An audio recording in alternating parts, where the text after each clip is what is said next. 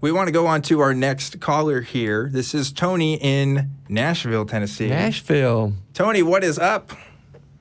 Hi, how are you? Doing all right tonight, Tony. How are you doing? Doing well, thanks. Nervous, but fine, thanks. Oh, just relax. We're just talking here. Yeah. I'm from Nashville, Tony. Did you know that? I do now. Yeah. I'm just visiting Austin for the weekend. Let me tell you, Tony, I'm not worth being nervous over. No. I'll tell you that much. Maybe. Well, I am. Maybe this guy is. But, Yeah. I'm a big deal. I see a note here that you want to talk about the Fermi paradox, Tony. Yeah. So I'm what you might call an existential dreadist, Okay. which essentially means I read way too much Lovecraft and I watch way too many videos about astronomy. Okay. Yeah. So, so I wanted to ask just to give you an idea of like the direction I come from, if anything. Atheist too, by the way. Sure. Okay. Okay. I just want to give what your takes on the Fermi paradox is. So could you kind of give your explanation of what the Fermi paradox is?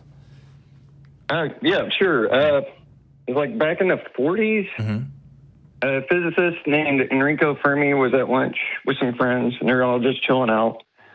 And somebody's looking at I think the way the story goes, somebody's looking at a newspaper or something, they see a cartoon with an alien in it, right? And so they all start talking about intergalactic travel and the physics behind it because it's a table full of scientists. And Enrico Fermi is like this super duper whiz at math.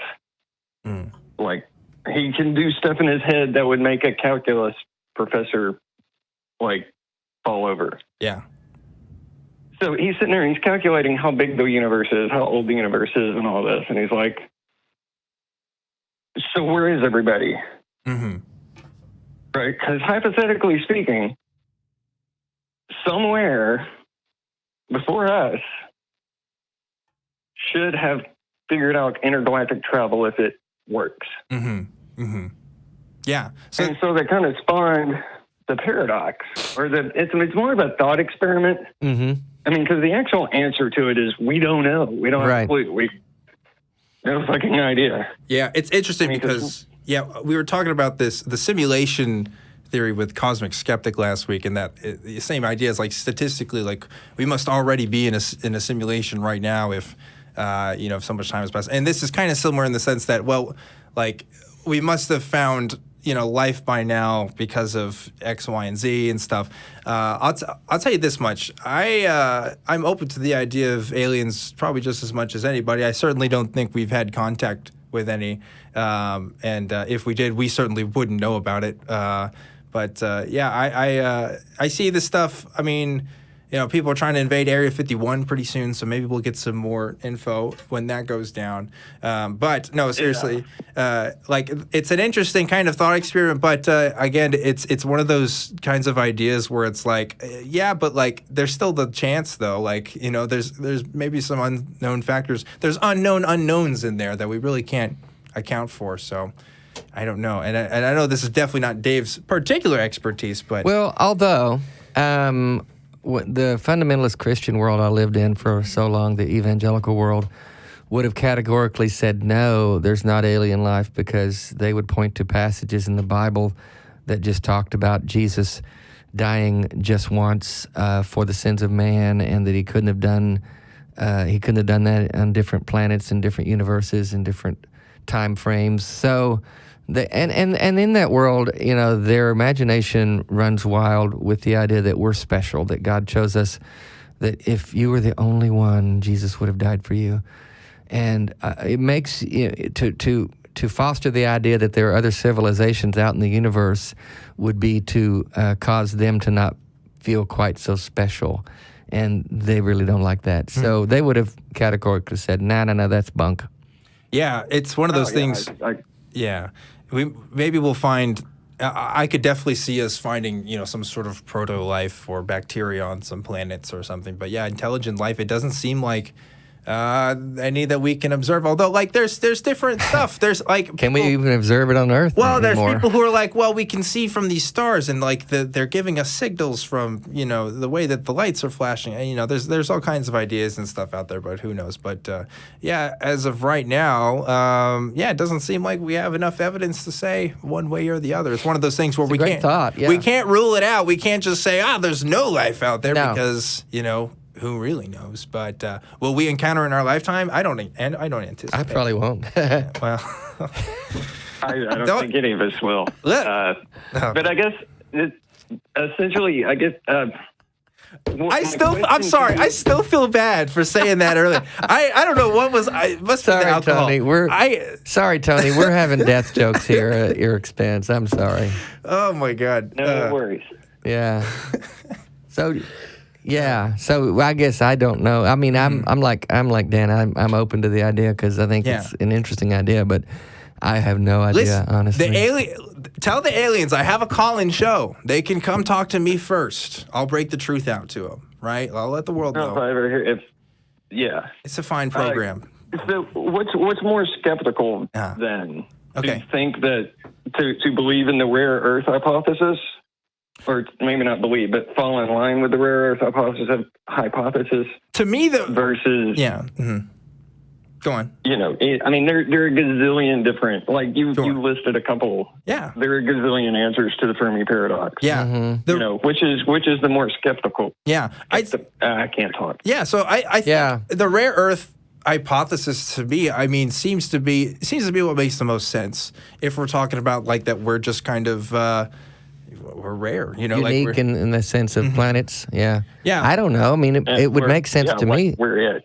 Yeah, it would make sense to me that if we can exist here, why couldn't some other planet like us exist somewhere else? I don't know why. I mean, if all the conditions came together to form life on Earth, and God didn't just specially choose us like the Christians think, like we used to think. The only thing I know about Rare Earth is it was the first rock concert I went to. The band called Rare Earth. I went to that concert years ago. Well, so that's my opinion on Rare Earth. There are interesting things about the Earth, and example like how we got all the water that we have right now. Like we still don't have a solid answer for that. We definitely have different ideas, and just different kinds of the geology of the Earth and how the solar system itself developed in the way that it did. It is pretty fascinating to me. Yeah.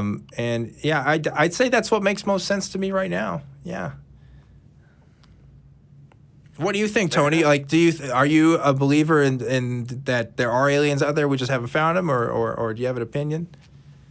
My opinion is, I think I heard it summed up best, and I can't remember who said it. It was another YouTuber, and I can't remember their name. But they essentially put it like this, that life is potentially maybe like lights on a Christmas tree. They're all blinking in and out randomly, so they're never on at the same time.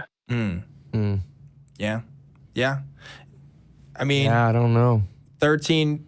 Well, how many billion years is the universe now? It's pretty old. Yeah, it's over track. 13 billion. 13, something like that. It's a big number, It's a big number. Yeah. And might get even bigger. Who knows? We'll see. I won't see. It's an interesting theory. Yeah. But I like that kind of stuff. I wish more people called in to talk about their alien encounters and stuff, though. I'll be honest. Yeah, I really like fun. that kind of stuff. I can't swallow alien encounters, though. Well, Tony, when you get an alien encounter tonight, bud, then you're gonna want to call. And please get video. Yeah. Right. Yeah. I just want some video. I mean, everybody's seen aliens, but nobody's got video. I don't understand. Mm-hmm. Be sure to tell the aliens about your pre-existing words in your heart too. See if they have it. I don't know. Pre-existing written instructions. Pre-existing written Damn instructions. it, Dan, get it right. Yeah, I'm sorry. You'd think being pre-written I would know, You think it would be in there, but anyway, thanks for calling, Tony. Thanks. And good to hear from you from Nashville, buddy. Yeah, keep watching the skies, all right? Yeah, truly. Talk to you later. Man. Wow.